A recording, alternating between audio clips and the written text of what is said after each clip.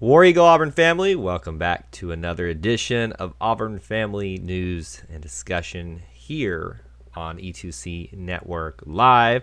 I appreciate you joining me if you are watching this live or even watching this on the replay, where we get together and we talk about what's going on in the world of the burnt orange and navy spectrum, whether it be Auburn sports, Auburn food, Auburn culture, anything burnt orange and navy. We talk about it here on this live show that we're doing right now. So if you are watching this live or on the replay, I hope that you will feel welcomed. You will be encouraged to interact here, that you'll leave a comment, ask a question, just say War Eagle, or whatever you feel most comfortable doing so. I hope that you feel welcome here as part of this live stream. For those of you that don't know me, my name is Kyle. I am the editor and the owner of E2C Network, which is a family of podcasts that cover Auburn family topics. Obviously very heavy on the sports, but if it's Auburn, we'll talk about it. Yes, we have even done a Bachelor series of podcasts when one Maddie Pruitt, the daughter to one of the assistant coaches for the basketball team, was on that. We did a series reviewing that. So if it's got Auburn on it, we will cover it here. And if you want to check those podcasts out, if you have not had a chance to do so, I told myself that I was going to actually be prepared this time and put some links in for you guys if they pop up. Sometimes it won't. There it goes. I just brought it up right now for those of you in the stream, and you can see it in the comments. And I'll put it in throughout the show again as it goes along. But you can go to that link there to go check out and subscribe to the podcast on Apple Podcasts. But it's anywhere, like literally anywhere, basically. If you can't find it, let me know. We'll get it on your podcast app of choice out there. A couple other things that we'll cover up at the top here before I say hello to a bunch of people who are already popping in that we always like to cover, and we'll cover these in more detail at the end as well. If you are interested in helping support the content that we do here on this channel, on YouTube, you can see also in the chat window our Patreon campaign called E2C Network Booster Club, where you can sign up for as little as $1 a month and get yourself some perks and help support the content that we do here. So those links are available at the top of the stream, and we will cover them in greater detail as we go along throughout the stream tonight. But that's enough of me yammering on about things. I know that y'all are here and rather hear about some other topics and discussions today. Jackson, what's going on, my friend? Good to see you on YouTube. I've seen a couple other familiar faces and names pop up on the Twitter and live stream. So we are going on two different broadcasts right here. David's up at the top. He's already asking about Schwartz. Yeah, we'll discuss that. We'll discuss what's going on there and what I think's happening. Again, this is all just speculation and what we think at this point. So I will say this with the Twitter folks, the better option for you is always YouTube, to come over here and subscribe and hit the notification bell, because these are random when we do them. You'll know when we go live, and it's hard to keep up with the questions sometimes on Twitter. So I might miss yours, but keep it coming if I don't get to it, and I'll try to. And we'll talk about it there. Frederick, what's going on, man? Good to see you. Thanks for popping in. And as you guys are coming in, please do like the stream. It does help the stream out. If you are enjoying what you're watching, the retweet button on Twitter, it helps generate a bigger conversation and bigger audience to go with. So on this show, we cover anything that you want to talk about within the Auburn, and it doesn't even have to be Auburn, honestly, but I mean, that's kind of what, wearing an Auburn shirt, and that's kind of the whole premise of what I do here. But any topic that you want to talk about, SEC basketball is about to start for Auburn. We can talk about that as well. We just released a podcast today for it. If you haven't checked that out, I encourage you to do so. Some perspectives that I shared there on Inside the Jungle. But the topic title that I have for you today is which Auburn football players are going to leave early, and then with that, maybe we should discuss who has already left as well. I think that is probably the big question now that the hype has settled down. Has anybody bored now with refreshing Twitter, checking your local news sites? Is anybody bored now that the coaching search is done? We spent 2 weeks, it felt like. Well, probably a little less than 2 weeks, but it felt like 2 weeks. Am I right?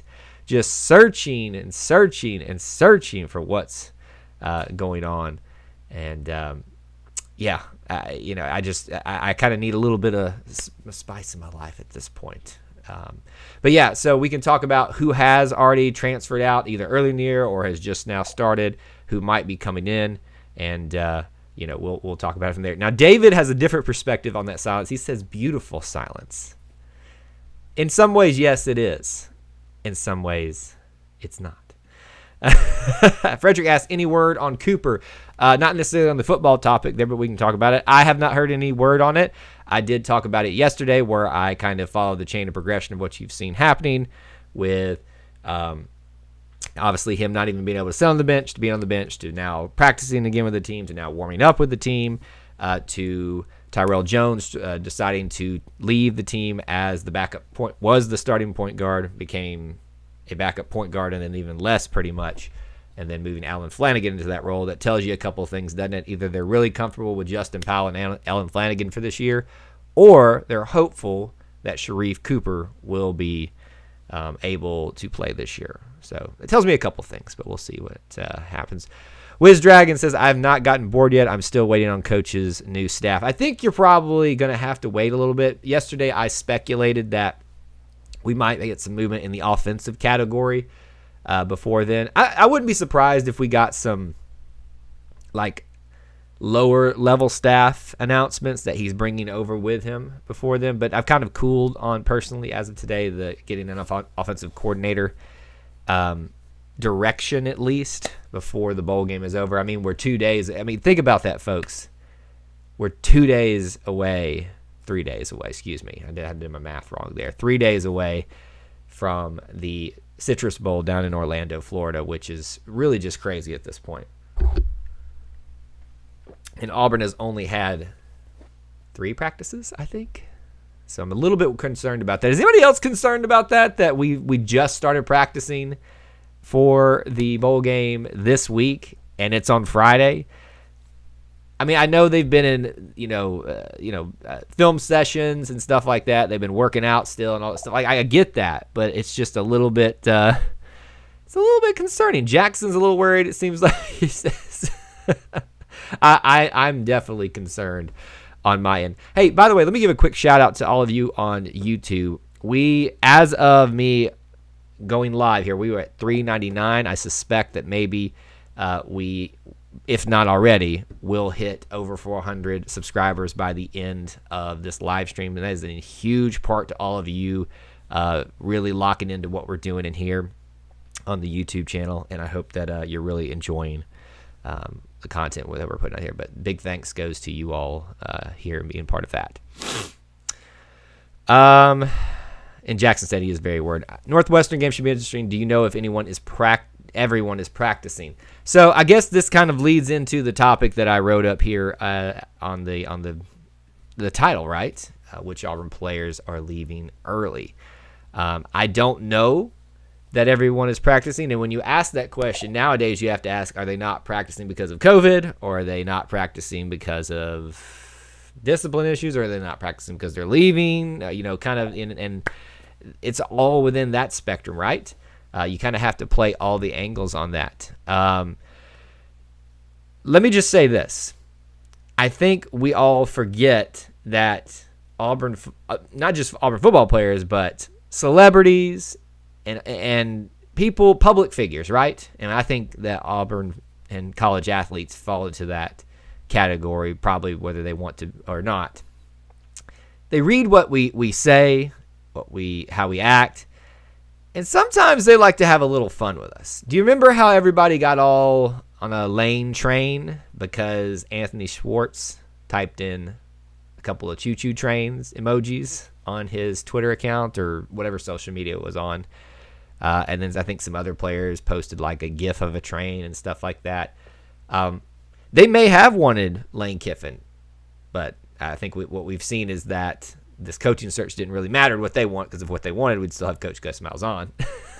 But, I think people forget that the players, they like to have a little fun with us sometimes. And so every time I see a tweet by a player or a social media post, unless it's like direct and saying, I am leaving, I am staying, I am, I have COVID-19, like unless it is definitive from them, I try to look to go read past the sale, so to speak. What are they actually trying to do or saying? Or is it just to actually say, I want this person in terms of the coaching situation?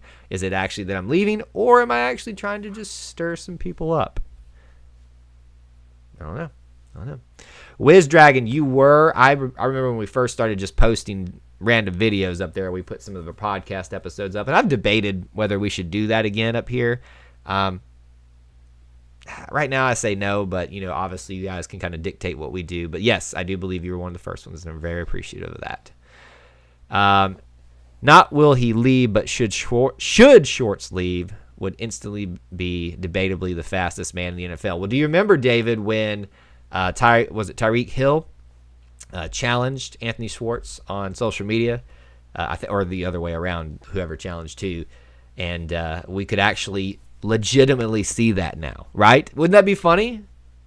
I would love to say I'd put my money on Anthony Schwartz, but I have not watched Tyreek Hill personally because I'm not a big professional football fan.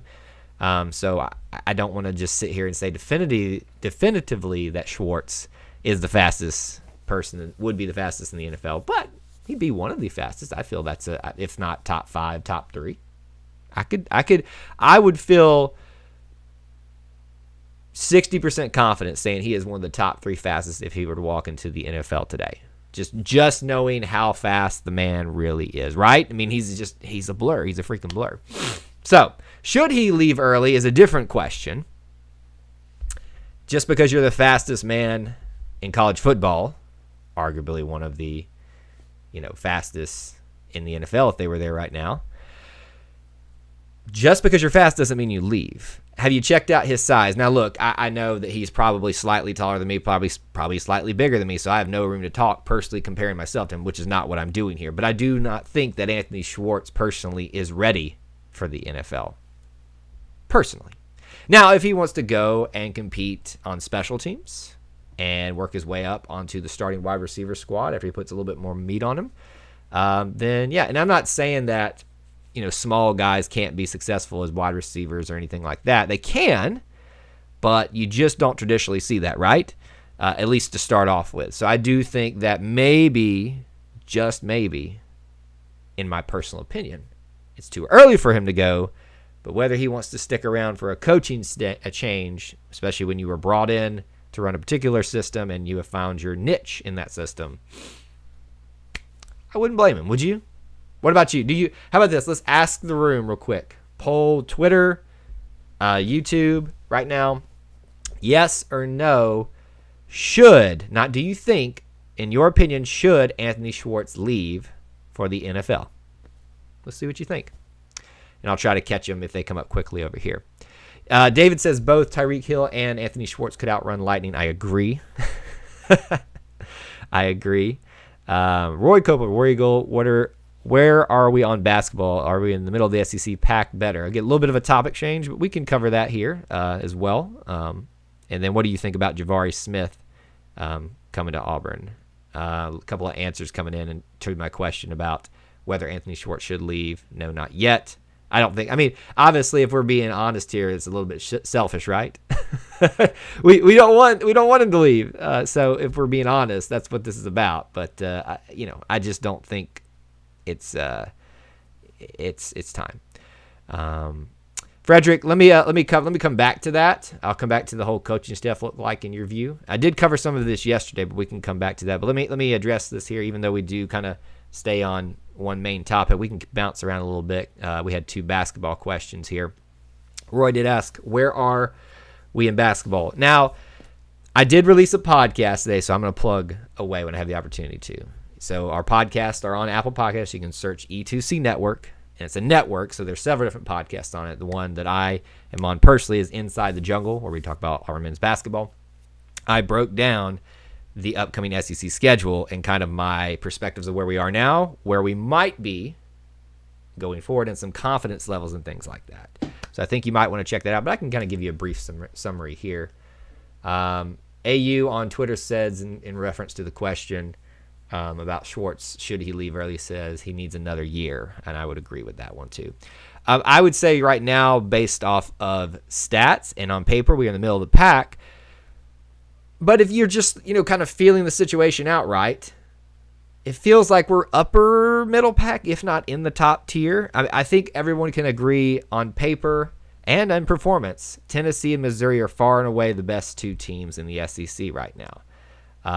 After that, it's really I think Florida, if we had a better, resume to look at in terms of amount of games played, I think they might have been up there as well. But I can't put them there. But if I had to say 1 and 2 would be, or actually 1A and 1B would be Missouri and Tennessee. Probably a 2 would be a Florida. And then after that, it's really kind of anybody's game at this point. Auburn's, had a pretty decent non-conference schedule in terms of their lower tier teams they played. They've done pretty well, except for the UCF game where they were kind of figuring things out in the middle of the Sharif Cooper stuff, at the very beginning of that at least. So, I'd say that right now we look like we're in the middle of the pack, but it feels personally like to me that we are upper middle of the pack, if not in that top tier as well. D Ford's in the house on Twitter. What is going on? One of the most special ladies in the Auburn family, the quintessential Auburn fan, in my opinion, and I do not say that lightly. Her story is one of the best stories ever told within the Auburn family spectrum. By the way, you can find her Auburn Roots episode where she tells her Auburn story on the E2C Network main feed. Whoops. Or you can find it on the Auburn Roots separate feed alone by itself if you just want to download those episodes. It's a really, really cool story. So thank you for being here, D. Let's see. Let me back up here. We missed. What do you think about Jabari Smith? The hype is real, man. I think that if you look at, I think somebody released a prediction on the 2022 draft, and they said that right now it would be Jabari Smith in the 2022 draft predicted to go number 3. Here's the shockers, though. Justin Powell would go, I think, mid-range, and then Alan Flanagan at the back half of the first round of that draft. That's pretty crazy when you think about it. We just got through two years straight of having a one person drafted in the NBA draft, and now we're going to go 3 in the first round. That's just crazy to think about, right? And then Wiz Dragon says Jabari has the potential to be very special. I do think so as well. Will he be there for more than a year? Probably not. I know we're getting a little behind on questions here, especially on YouTube, but I'll try to move fast as I can. I want to address Frederick, who asked this question a little bit earlier. And I did address some of this yesterday on the thing. What do you think the new coaching staff will look like? In my opinion, I think Brian Harsin brings in a lot of his people for the offensive side of things. My hope is he could keep Cody Burns because I'm a Cody Burns fanboy. I know that some of y'all maybe have differing opinions on whether he was the best coach for that position or whatever. I don't see them keeping Cody Burns. I do hope, and I do think, again, Brian Harsin should work really hard to unify this fan base. If he wants to do that, he can make some headway by keeping Cadillac Williams, especially with me. That's my number 1 player of all time. I've got his autograph picture. Can't move my finger right back here on my thumb. He is by far my favorite player. He was my Bo Jackson or my Pat Sullivan, the guy who kind of got me into Auburn football the way I am today. It is fun watching this sitting at my desk at work. Well, I'm glad. Appreciate that. I'm trying to be somewhat entertaining, but somewhat informative as well. So I'm glad that you're enjoying that. That's what we're here. That's the goal of a podcast network, to entertain, right? But I also think on the defensive side that I guess it's 2 questions, right? What do I think it's going to be, and what do I want it to be? I think they can kind of mesh, honestly. Personally, I think the best of both worlds is where it makes the most people happy is that we promote Travis Williams to defensive coordinator. I think, as much as this is a controversial opinion, I think the best option is to try to retain Kevin Steele financially, stability-wise, many, many other reasons. And I know that's a controversial topic there, but I do think that's the best option, but I would be very, very pleased, and I think it makes most parties involved happy if we keep and promote Travis Williams to defensive coordinator. And that's kind of where I'm actually kind of pushing personally, if I had any area to push in. So that's what I think. I think you could probably see some retention on the defensive side, some just fresh blood into the offensive side of things. Might not hurt to have Schwartz run a more diverse route tree before declaring for the draft. That's actually good, and maybe he sees that value, right? Maybe he sees a new system, gives him something to put on his resume to raise his stock and show that even with his size being a little bit of a detriment to him right now, he can get bigger. Then maybe maybe that works for him. Hashtag free Sharif. Let's see. Schwartz should go at least another year to show some route running ability and his catch radius. With the new system coming in. I agree. In basketball, at least we are not Kentucky. Maybe the last time that sentence makes sense. Yes, I would not put a whole lot of stock, and I said this on the podcast last night, and it's available today here. And while we're trying to be better about reminding you guys, I always want you to stay here on the show, but I want to give you opportunities to check the links out. That is the Apple Podcast link there, but if you want to go check that out. But I said that don't get too excited about Kentucky being 1-6 right now. The talent they have there can flip on a switch all of a sudden, and then they're monsters again. I hope it remains this bad for them because I'm loving it. I just don't suspect it. I don't anticipate it to be long lasting. We got an LSU fan in the house. He says, "What's up, bro? What's up, man? Thanks for being here. It's been a rough year for y'all." Woo, that's tough, man. That is tough. Good to know the NCAA used their time to trademark mass madness instead of making a decision on Sharif. Yeah, look, I get it. It looks that way. I try to always play both sides of the issue personally, and I think that's why I try to do that because of what I do here, and not just be so one-sided on something. I think there's other mitigating factors in Sharif's camp that is preventing that from moving forward. Then, not saying that there's anything wrong or anything like that. I wouldn't get so wound up about them doing one thing because there's two different entities that manage their marketing and trade deals and all that kind of stuff for the NCAA and that handle compliance. It's two different separate things. That's why it's such a big corporation. That doesn't mean that I like the NCAA, but just trying to understand the context of the situation. There's a lot going on here. I would imagine what they are dealing with right now at the moment is this one-time transfer thing that is going to literally just wreak havoc with everything. And it goes back to the topic of the title of the live stream here, who's going to leave early.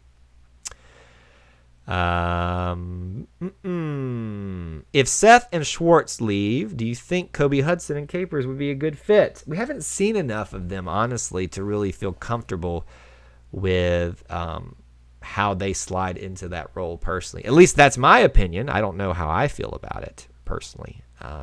I think if they both leave, Auburn is going to be hurting really, really bad. And as I pointed out to a couple of our network contributors this morning on our group me text, I was like, I don't know what I can do if Seth, Schwartz, and Tank, I haven't even touched on that yet, leave early or leave the program. And I said, this is what happens when you get rid of a coach that they came to play for. And then someone brought up the great point. I'd rather have players that want to be here for Auburn than a coach. Great point. But my point still stands. Pop Winter says, hopefully still stays. He had a great defense since joining the Auburn family, but the Auburn family were jerks to him the last couple of weeks. If Kevin Steele stays, it's for one of two reasons. One, he's a better man than I am after the way he got treated. That was number one. Number two, the math is hard for me today. Number two, it is because that money is so good here at Auburn. New school with a little old school. Missing that one. Any injury to that lower half of his stock tanks. Agreed. Yes. So he's running risk, right, by staying here, running the risk. I live in Blue Nation and they are suffering. Cody Burns can't develop wideouts. So Anthony, I don't know if I agree with that statement, and I'm not trying to pick on you, Anthony, but if you come here and offer up opinions, I'm going to address them, and especially if I have kind of an alternate take on it. So please don't take it as me picking on you. But I don't like statements like blank can't blank, because it's easy to say that, but you got to have proof, right? Because I can take your statement, Cody Burns can develop wideouts, and make a case that he can. Anthony Schwartz is a talented individual, but he's gotten better since he's been here. So I would say that Cody Burns can do that. Seth Williams was a great talent, but he's gotten even better since he's been here under Cody Burns. So that's development right there. Same thing for Elijah Stove. Elijah Stove, when he's not hurt, is gotten better, and he's an outstanding athlete. So the whole can't develop things, it's the same notion that I go back to with Gus Malzahn, can't develop players or develop quarterbacks. That one you probably have a little bit more of a argument with, but I can still fight you on that one. I just don't really, that doesn't hold a lot of water with me. Glad you're taking it in good stride though, Anthony. Tank leaving bad nails behind, not Auburn. Yes, I saw that. So I do want to talk about that because I think it's funny and kind of, it's just interesting to talk about. Is there really any option for Steele if he departs from Auburn? No, I think if Steele, I think LSU, if somebody else didn't snatch that role up, I think that would make the most sense for him since he's been there before. But I don't know that he wants to change again. I think for all parties involved, it would be the best. Well, I think Travis for us would be the best situation. But when you include Kevin in there, I think it's the best for all the situations. There you go. So I don't know, really, Pop. I really don't know what to think of that one. All right. So Tank Bigsby. A lot of people, as soon as Gus left, was like, one of the first things I heard was not, oh, I'm glad Gus is gone. They're like, oh, I hope Tank Bigsby doesn't leave, because he really was thriving in the system, right? Even with a poor offensive line, that man was running over some things because we put him in some good situations. And you can fault Gus Malzahn and Chad Morris all you want for other things, but you cannot fault them for their utilization of Tank Bigsby. They did a very good job using him. And would he leave after his freshman year with that 1-year transfer? That's a big scary thing out there, right? Which is part of the reason I didn't want us to get rid of Coach Gus Malzahn, because of what that could potentially mean for this program, and people not being happy and wanting to leave. So I would say that what you saw was a post on some social media format where he says, I'm going to, sorry, some of y'all going to be mad, but I got to do what I got to do. And a lot of people didn't know how to take that. They just read the print. They don't look into the context. And back to my earlier statement with Anthony Schwartz, putting train emojis during the coaching search. Just because you're reading what you want into that doesn't mean that's what they meant by it. And it also may be what they meant by it, but maybe they're playing you. These players, they watch social media. They watch videos like this. They read blogs, hot takes, everything. And sometimes they like to mess with us. Wouldn't you? If you were a public figure and getting scrutiny, wouldn't you like to have a little fun with the scrutinizers? I would, personally. I don't know what that says about me, but if I was in their shoes, I'd be having a lot of fun with it right now. But I don't put a lot of stock into the Tank Bigsby potentially going thing until I get some more solid evidence on that. And I like I said, throughout the coaching search, I had a source that was 100% correct the entire time. That's not to say that they knew that Brian Harsin was going to be the coach, but they knew how the process was going to go down, and it did. And then, we all got the news about the same time that Coach Harsin had been hired. And I say that to say that he has not said anything to me about Tank leaving. In fact, he was making fun of the rumors today. So take that for what you will. Do you have a few names of transfers or recruits that could potentially come to Auburn that you know of? I don't, but here's what I have done is I've gone to a particular website. You can do some searching for yourself. And you can see a list of who has left this year so far and who might be coming in. Obviously, more have left Auburn than have come in. So I would look, though, personally, Jackson, to the West Coast, to Boise State, some of those maybe last year players that want to get one more run in with their head coach from Boise State. I'd look out there, just to see who offensive line wise might want to come in and help their coach get established in the SEC. I think that would be a good one there. But this list right here, you can look at and you can see who's left. Josh Marsh, these are linebackers. Octavius Brothers, Mark Anthony Richards, which is listed at the special teams on this website, but it's a running back. Sean Shivers, breaks my heart. Love that little bowling ball so much. He's gone. Cornus Miller is left. Justin Osborne, that's a long time ago though. Matthew Hill has left, and Harold Joyner are names as well that have left. But you can find that list out there. And then one that's coming in is Grant Calcaterra, who's a tight end. I believe that one was from earlier in the Malzahn area, leaving Oklahoma, coming over here. And then Eric Wilson, a offensive lineman from Harvard. I believe that's one from earlier as well. Harvard, I think is what at least it says. Yeah. Over there. But you can find a list if you'd like to, and there's rumors of speculation. Like I said, most of this stuff is going to heat up after the bowl game. Assistant coaches, support staff, transfers in and out once all this takes place. All this is done with, so to speak. He won't go back to LSU. Talking about Kevin Steele, they're about to hire Derek Mason, and that's why I said that makes the most sense, but I don't know if it'll happen, right? I think Derek Mason's probably going to go there and probably be very successful, but I think that's his best option at this point. So I think Kevin Steele, if he can stomach the way he was treated by the Auburn family over the past couple of weeks, I think he needs to find a way to be happy with the large sum of money that he's getting from Auburn right now to coach and finish your career out on a good note. Help Auburn transition over. But again, I'm in favor of the Travis Williams promotion.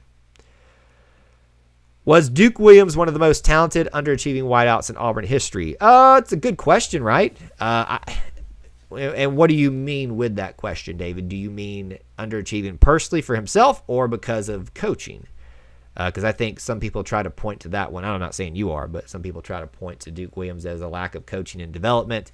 That's a character issue there, personally, with Duke. And I think Kyle Williams falls into that category as well. Wow, did that guy have a quick burst onto the scene and then faded out into oblivion. Sometimes these guys that are highly talented, they get in here and they just don't know how to handle the hype and to act like grown-ups. Most talented underachieving. I wouldn't say underachieving for Duke because he was here for like half a season. So I think to underachieve, you have to been here for at least a season, right? So that you can say, well, the hype wasn't real for the whole season. Because I think that when Duke was on the field, most of the time he made a difference. That Missouri game especially. Almost single-handedly won the game between him and Sean White. Let's see here. I do not like that guy who left Auburn and went to Alabama. I can't stand him. Am I missing who that is? Is it you talking about a recruit? Because that happens very frequently. Of course, we also got Corey Grant, also known as Taillights, from Alabama. So it's kind of hard to not see the tit for tat there. I've been hearing a lot about the Iowa State defensive tackle transfer. What do you think about that? I think, yeah, I'd be in favor of that. They seem to grow the linemen very well there, and with a defensive line that still seems to be kind of trying to find its footing again. Maybe a little bit of transfer upperclassmen leadership would be beneficial. I'd like that. Don't know a lot about him, but just kind of knowing the type of stock that's up there and kind of what they work with, I'd be in favor of that. I specifically remember the one-handed cants between the two defenders at Louisiana Monroe. Dude was a monster, was a freaking beast, but at least while he was here at Auburn, not a great person, from what I understand. Obviously don't know him personally, but just kind of looking at all the information. And actually I will say this. I did have a 2 degrees of separation from Kyle Davis in terms of knowing someone who knew a family member of his or something like that, and told me kind of how troubled they were, or he was, as a individual. So I kind of knew a little bit about that. Let's see. I can think of many players that left Auburn. Can't think of a single one that went on to greatness. Gosh, there's one.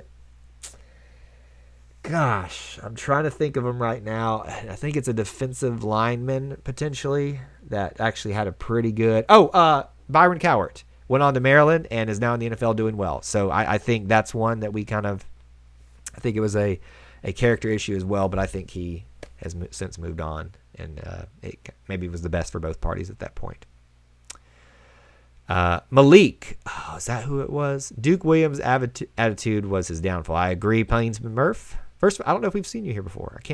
I've seen so many new people lately. It's hard to remember who's all been here.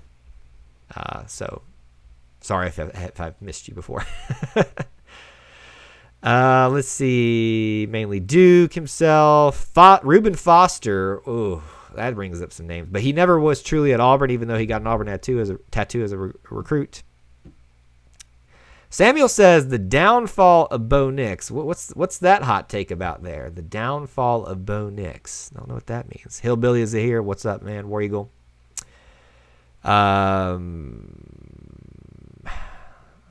What role is the HBC taking for bowl preparations and the game? Head coach Brian Harsin. What role is head coach Brian Harsin taking for bowl preparations and the game itself? Observer on the sideline during the game.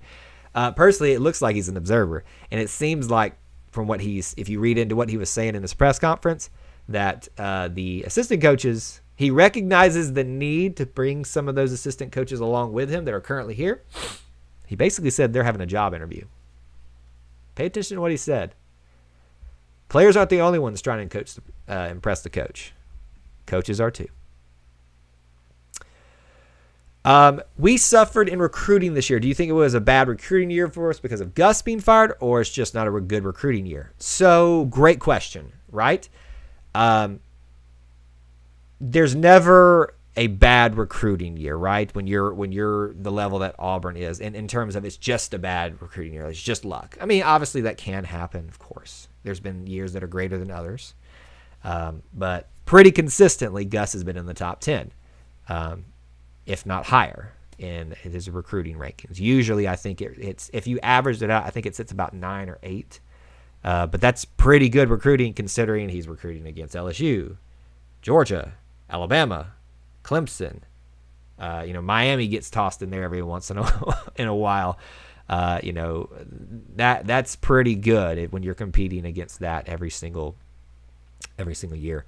But if you don't think that we as the fans, and I say we, even though I wasn't part of this, the way we talked down about Gus Malzahn wasn't affecting the recruits. Recruits don't want to come to a fan base that treats their coaches that way. They just don't. There's got to be other reasons that they come over that. But if you don't think that we don't have an effect on that, there's a reason. Yes, success or lack of success helps and hurts that situation. But the support that a coach has. Do you see anyone? Again, look, Nick Saban's got the wins and the championships to back this up. But do you really see any legitimate dissension for him ever? Even as much of a jerk as he is? No. Because they know that the fan base is behind him, as much as some of them may not like him. And there are some, believe it or not. I don't think it's just by happenstance that it was a bad recruiting year. I take that back. Brandon Jacobs won us Super Bowl with the Giants. Yeah, that's a good one too. That's a good example. Have we talked about Petway yet? I don't know. Oh, talked about Petway in terms of leaving and having a good career? Is that what we're talking about, Isaac? I missed that one. Actually, Bo has a potential to rise. I agree as well. I think people that are... please hear me when I say this, and I'm not trying to pick on people but what I'm finding is a lot of people that have fueled themselves with their hatred for Gus have now transferred that over to Bo because they don't have that outlet anymore, and they want something to blame. And most of these people are the ones that were calling adamantly, doing the hashtag fire Gus and stuff like that. Are now switching that over to that because they know what's coming, a potential very struggled year, if not years, for Auburn, and they got to have a scapegoat because they can't have the thing that they called for be the reason they actually struggle. Just my opinion, but I think that's what's at play here. Do you expect Harsin to snag a QB from the transfer portal to heaten up the QB competition? It's possible, but when you think about Khalil Garnett, if I'm pronouncing his name right, Demetrius Davis coming in, and you've got, I think Grant Loy is, I don't know if he was a senior, I think. You've still got Cord Sandberg. I don't see it. I mean, I just don't see a reason to right now. If you're taking this year as a developmental year for the program, I think Bo Nix is going to do just fine, and people need to stop beating up on him, man. It's so bad. The downfall means that it was good, but now it's just not cool. It's like Bo Nix was good, but now he's not that good. Personally, I think you are discrediting or not acknowledging the terribleness of the offensive line enough there. If you had to run the way Bo had to run, because literally had no pocket to work with, and now the psyche of that is ingrained in him because he knows he's got, instead of 4 seconds to bail, he's got 2 seconds. So literally it's drop back 1, 2. Okay, I got to run, because he knows that they can't protect him personally. And David, I agree, Bo will be fine. We should use Bo Jackson for recruiting. Hey, if he wants to come in and be the recruiter, the main recruiter, I'm fine with that. Pop says 12th in the SEC in terms of, I'm guessing, recruiting rankings.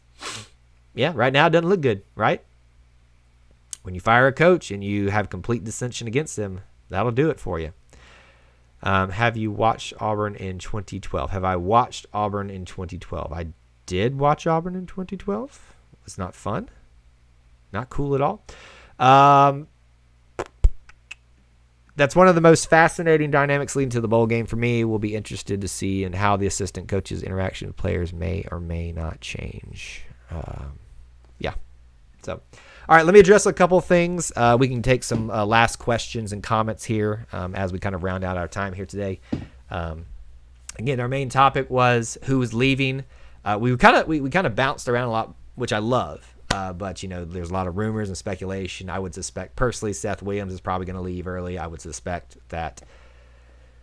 I would say it's like a 50-50 chance that Schwartz leaves right now. And then I would say it's, the Tank Bigsby rumors, I wouldn't believe them until I see some substantial things behind them. But you can guarantee one thing. When a new coach comes in, there's a lot of attrition. Sometimes it's non-prominent players. Sometimes it is. Thing you have to ask yourself is, will it be worth it? That's the big question, right? All right. Thank you all so much for tuning in today on Twitter, and we will catch up with you guys again soon. War Eagle. All right, YouTube folks. I'll stay for a couple of minutes. You all know this. I'm going to play my normal game of watching how far down the live viewers go. Yesterday, it was barely minimum. So I think most of you have learned. Stick around for a couple of minutes and I'll focus in on you guys. There was a big drop right there. It's always there somewhere. All right, a couple things here. Let me go through some of your questions here at the end. Let me remind you a couple more times, just one more time really. We do all this stuff for you for free, and obviously you're not obligated to do this anyway, but I at least hope that you'll go check it out, joining the E2C Network Booster Club. I've put the link in there. It's patreon.com/E2C Network. For as little $1 a month, you can get yourself some perks, get featured on a podcast to tell your Auburn story, some other things, if you would like to be a part of that and help support the content that we do here. We'll hopefully be monetized on here at some point, which would be a great way to help us there. But in the meantime and in the future, we'd like to offer this up to you as well. And if you have not subscribed to our podcast, I'm only going to put the actual Apple link there for you. But if you would like to check out some other other apps out there for podcasts, you can find them out there. They're pretty much on everything. If it's not on yours of choice, please let me know. We'll work hard to get out there and do that for you. So those are my couple of reminders that I hope you'll subscribe. And if you haven't, smash the like button if you enjoyed what you're watching today. And hit this notification bell along with the subscribe button if you haven't. We do these on a random basis. So if you want to know when it happens and get a notification for it, you need to be subscribed and have the notification bell marked. Tomorrow and the next day are going to be a little bit iffy for me in terms of scheduling, so I don't know when or if I could go live. Same thing here. We've got some last work schedule stuff and traveling things going on that could get crazy for the next couple of days. So I'll do my best to come forth, especially if there's big news that comes out. We'll talk about it, right? But we'll make a priority for that. But if it's kind of a slow news day as it's kind of been, and it's kind of a hassle for me to get around to this, unfortunately. I hate to say it that way, but I'll probably have to come back another time. All right, let me catch up with some of y'all's last-minute comments and questions here. Trying to find out where we left off out. I think this is... Why do you think Bo gets so much hate? So much talent just seems to need confidence in the line. I agree completely. I think I answered that, David. I think personally, not trying to pick on anybody, that a lot of people that were fueled by their hatred of Gus Malzahn now need an outlet, and Bo Nix is the next scapegoat right now. Because now they're realizing they can't hate on Kevin Steele so much because they kind of need him to stay, right? Right? He would be a huge stability bringer for a brand new staff and a huge financial burden if we don't keep him. So I would say that that's probably mostly what's going on there. Yeah, I thought Pettway had a lot of potential, but seemingly messed up his trajectory off the field. I agree, Isaac. Most of these things, when players rise and then fall, it's their own fault. Has nothing to do with, it has less to do with coaching decisions and things like that people sometimes attribute it to it. Can you blame Kevin Steele for turning on Gus? His offense was damaging his defensive abilities. So, Josh, a couple of things on that. You're operating off the assumption that those rumors are true. And if they are, okay, yeah, sure. But yes, I would blame Kevin Steele for turning because that's your head coach and you shouldn't be undermining him. But I also not going to sit here and say that Kevin Steele shouldn't be our option at defensive coordinator or shouldn't have been an option as head coach based off what he's done as a defensive head coach. Because you got to be able to take emotions of the situation and the context and form the reality. It's my famous little thing right here, right there. Okay. Let's see. Eagle 3, I guess that's how you read it, or just lines, eagle lines. Bo folds like a lawn chair against above average teams on the road. Completely different player, home versus road. I would be too if I had that offensive line. I'm sorry, I'm going to defend Bo in that against that offensive line. And look, they got a little bit better this year. I think had the injury bug, the COVID bug not hit them so hard, this would have been a much different season. I think South Carolina doesn't happen. I think they get the win against Texas A&M, and I think they do squeak out potentially a Georgia win based off what we know now, because Georgia wasn't as good as they seemed. They were not at the beginning of the year. They looked like they had the only one that had a defense, but it was just an Auburn offense and offensive line that was struggling at the time. It made them look so good. Hard to believe how great the O-line was in 2013 and how it declined ever since then. Imagine having Greg Robinson out there again. So, Neil, remember why it declined. And here's the one thing that I will always criticize Coach Gus Malzahn on, and because to be fair, is his decision once JB Grimes left was to hire Herb Hand. Herb Hand was an excellent recruiter, a terrible coach of those 5-star players. Terrible. And we corrected that after 2 seasons, and we brought JB Grimes back in, who was a better coach and still a pretty good recruiter, and even he couldn't fix that, especially in his older age and some of his health issues that he had. So he was like a Band-Aid that got ripped off too soon and exposed it again. And Jack Bricknell, you can't fault Chad Morris and Bricknell for 1 year. Now, if you had 2 years worth of work, you've got a case there. You have to give Bo a chance to develop under a new coach. I agree completely. Give him a year. Let's see what happens. You need to give him the full year too, not because he had one bad game and he's terrible. Give him a full year, folks. I'd be heartbroken if Tank left for Bama, wouldn't we all?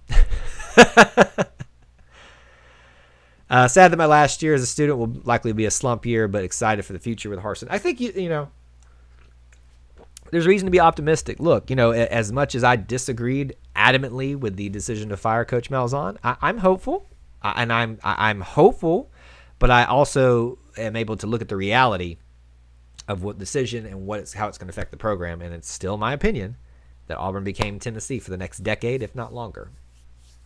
If I'm wrong, Auburn wins, and I'm happy about that. Really behind here. I think Steele may help recruit along with a couple of may stay to help recruit other along with a couple. Well, I can't read today. O-line coach, wide receiver coach cut. He will bring in those guys. Probably so. I agree with you on that one. And that means I lose my Cody Burns. Plainsman, good stuff. Like your format interactions with the comments. I'll be joining. Appreciate it, man. I really do appreciate that. Obviously I'm not perfect here, but I try to be informative and entertaining as best that I can and fair. I don't want to sit here and just be a yeah person to you all, right? The whole point of this is to have a discussion, and I know that you're not here to discuss with me. Someone didn't like that comment. It's always funny. Like, I know that the thumbs down come in like about the same time as I've moved on to something else. So it's always interesting what they didn't like about that. Always interesting. And I think what's funny, I should never just address it, but I just find it funny. I think, and there's another one too. I think a lot of people think that thumbs down hurts you. It actually helps the YouTube stream because it shows that you're interacting. So the best case thing that you can do is not interact with it at all and just turn it off. Anyway, just a little soapbox there. There's nothing else to hate about this program. There's some things. But it's not all bad. Let's see. I got to move. Oh, here. I think we're almost caught up here. I like Saban's approach to coaching. He treats Alabama's program as a NFL development league. He sells it to his players and they buy in. And he also has the full support of boosters, of staff, he's basically got the media for them wrapped around his finger. So when you have all that, which Gus Malzahn didn't, it's easy to have such success, especially when you're a good coach too. I mean, I'm not going to take that away from him. Gaming Dreams, first time I've seen you, says JB Grimes was not a good coach. He was told to hit the road, and then Gus let him come back, and it falls apart again. Disagree with that completely. The fault lies with Gus for hiring Herb Hand and causing that downfall. But it's Herb Hand, not JB Grimes. JB Grimes turned our offensive line into a pretty good power there from 2013 till Herb Hand got there. And then once we kept the recruiting going, the coaching stopped. And here we are. Then we had to recruit less, prominent players, which resulted in less talent, which resulted in where we are today with Bo running for his life. And pretty much Jarrett Stidham, all of them. Hillbilly says, you're a Gus lover. Why? Who knows? Because, and I don't know if it's you I've talked about with this a lot, because my number one priority is not to win games. It is that my coach leads like a Christian man, and that he does. And I know that makes some of you gag, and that's fine. It's my opinion, and it's the more satisfying thing to value more than winning.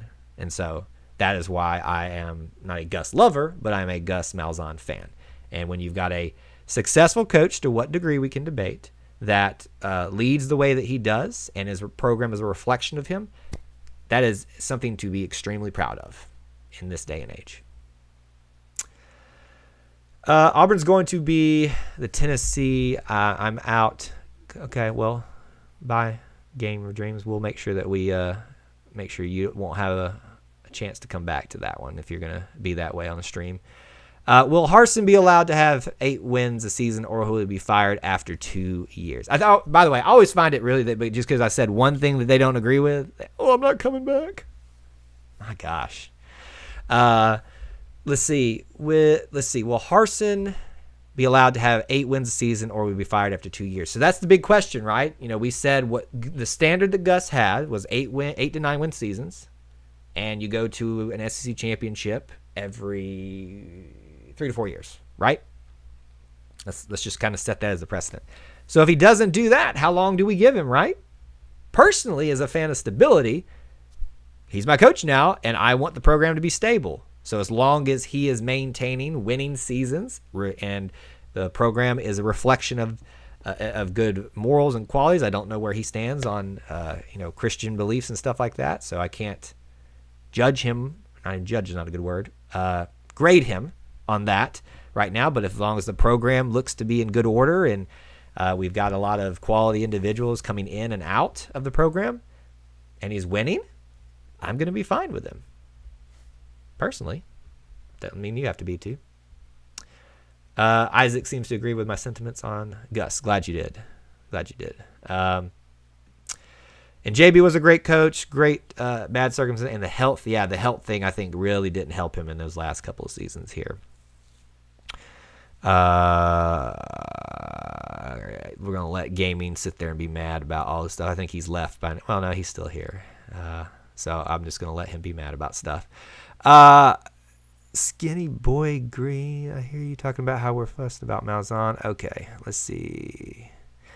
I hope Harsin leads like a godly example as well. I agree as well. I hope so. I've done some research about that for him, and I've not found a lot of substance there, but I don't see any red flags or anything like that. So hopefully so. Yes. So I hope that's the case. I don't know that you're going to find an example the way that you'll find like a Gus Malzahn or a Dabo Swinney. When this coaching search began, people asked who's my short list. I said, number 1, Dabo Swinney. He's not coming, right? But he wins, he beats Alabama, he recruits well, he's done well against the rest of the SEC, and he's a godly man. Checks off all my list there. Auburn cannot go the route of firing coaches every 3 to 4 years. It creates instability, and it also makes AU look like a horrible place to coach and play. I agree, and that's been my biggest concern throughout this whole process personally. Isaac, that's awesome. I appreciate that, man. Obviously a lot of people don't like when we share that here, but hey, it is who I am, and it is who that I am proud to be. So I appreciate that you value that. Josh is also the same way about the moral character of a program. I promise you, and I know a lot of you don't like to hear this. Winning will never satisfy you as a player, as a coach, as a fan, as a booster, as a whatever. It will never satisfy you. But if you can find something to latch onto that is much more satisfying for me as my faith in God, and it was the same thing for Gus, and if you can value the soul of a man over his win record, especially when his win record was nothing to be ashamed of. He was a winning head coach. That is why I supported Gus Malzahn. I still do to this day, and I hope he finds success elsewhere. And I hope that Brian Harsin is just as successful on and off the field. And I'll be proud to have him in the real orange and blue. Because let's all admit, that Boise State orange and blue is just a little too close to Tennessee, right? That's just, it's disgusting, right? Isaac, I agree. And it's very much, if it was enough for them, you wouldn't see them complaining. I really want one of the beat, and I'm going to wrap it up here in just a second. I really want one of the beat writers to try and get more behind-the-scenes breakdown of the coaching search. If Alan Green had to go to President Goose to change the approach, maybe my hero. It looks that way, right? It looks that way on paper. I do think that Alan Green really I've had to personally I've lost my drive for Alan Green this past year. But if he really, he was brought in to put his food down and change direction in places, right? And I think if he did that with this, it's very important that he did that. And I respect the man for making a decision and sticking by it, even if it doesn't work out. So yeah. How many starters on O-line are we getting back? I think 4, if I remember correctly. Don't quote me on that, but I think 4. I think 4 is the number, if everybody stays. All right, everybody, thank y'all so much for being here today. I really appreciate it. If you enjoyed what you watched today, smash the like button. If you didn't, sorry. Please do subscribe and hit that notification bell so you know we go live again, and we'll be back as soon as we can. There's some big news breaks. Like I said, my schedule will be hectic the next couple of weeks, or days, excuse me. But we will get on when it's appropriate and when time allows. But thank you guys so much. I'll talk to you again soon. War Eagle.